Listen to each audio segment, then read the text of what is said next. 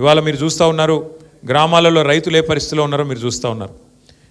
మనం ఎప్పుడో గతంలో కాంగ్రెస్ ప్రభుత్వం ఉన్నప్పుడు చూసాం 2014 ముందు ఎరువుల కోసం లైన్లు కట్టి ఎరువుల కోసం యుద్ధాలు చేసే పరిస్థితి గతంలో ఉండేది. మళ్ళా కాంగ్రెస్ వచ్చింది అంటే మళ్ళా అదే పరిస్థితి వచ్చింది.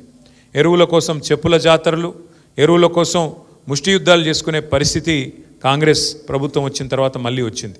కాబట్టి రైతులు ఆగ్రహావేశాలతో ఉన్నారు గ్రామాల్లో. మహిళలు మరి మాకు ఇవ్వాల్సిన 2500 రూపాయలు ఇస్తానని చెప్పారు 100 రోజుల్లో, ఇయ్యట్లేదు అనే కోపం మీద మహిళలు ఉన్నారు. వృద్ధులు 4000 పెన్షన్ అన్నారు, ఇంకోటి అన్నారు, అరిచేతిలో స్వర్గం చూపెట్టి ఓట్లు వేయించుకున్నారు. ఇప్పుడు పత్తా లేరని చెప్పి వృద్ధులు వితంతువులు ఎవరైతే పెన్షన్దారులు ఉన్నారో ఆసరా పెన్షన్ అందుకున్న వాళ్ళంతా కోపంగా ఉన్నారు.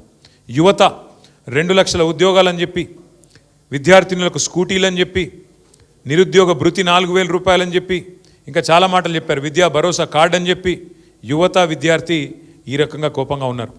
పరిస్థితులు ఇట్లా ఉంటే ముఖ్యమంత్రి రేవంత్ రెడ్డి గారేమో ఇవాళ రోమ్ నగరం తగలబడుతుంటే ఆయన నీరో చక్రవర్తి ఎవరో ఫిడేల్ వాయించుకుంటూ కూర్చున్నాడంట.